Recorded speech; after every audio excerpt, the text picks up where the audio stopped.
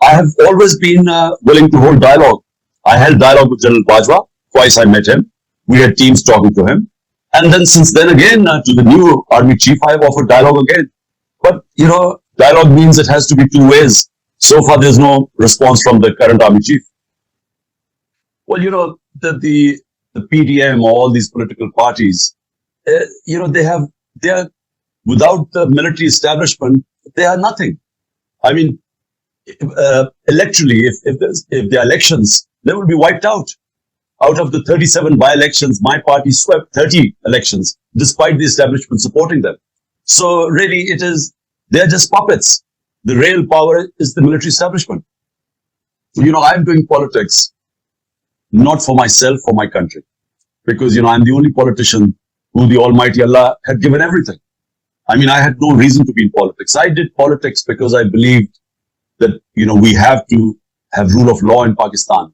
Rule of law gives you freedom. It gives you prosperity. The reason why countries go ahead of other countries because they have justice and rule of law. So my idea is not to seek vengeance from anyone. My idea is what 27 years ago I started my politics, to establish rule of law in Pakistan and genuine democracy. Genuine democracy only comes with rule of law. I'm not talking about myself when I want the same Western governments that talk about these Western values. I'm not talking about myself. All I want them to do is that what my party, my workers are going through, my leadership is going through, the total absence of fundamental rights, everything violated by this fascist government. I want them to speak out against that. I don't want any help because eventually Pakistan will sort out problems out itself.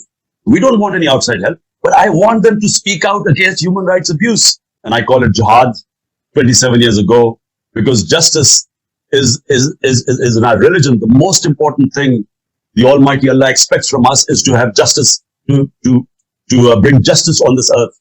So it is almost a sacred duty. And justice gives freedom to human beings. And that's why it is a sacred thing, because anyone who fights for his freedom is a martyr in Islam. We call them shaheed. So therefore, for me, it's a struggle, especially when I know that whenever the elections, inshallah, we'll win.